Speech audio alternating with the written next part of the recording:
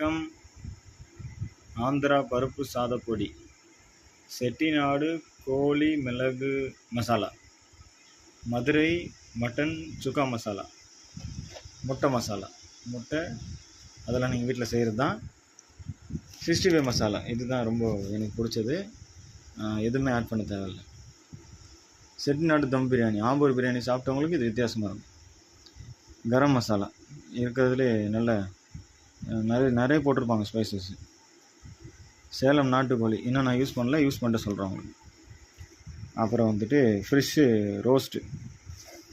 Roast வந்து special என்ன தெரியுமா? ஃபிஷ் ரோஸ்ட்டில் நல்லா காரம்லாம் தூக்கலாக இருக்கும்.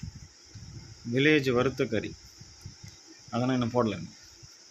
கொங்கு நாடு கொள்ளு ரசம் இன்னும் யூஸ் பண்ணல. ரசப்பொடி அதெல்லாம் யூஸ் பண்ணல, இனி தான் வாங்கி வந்திருக்கிறேன். ஸோ மக்களே,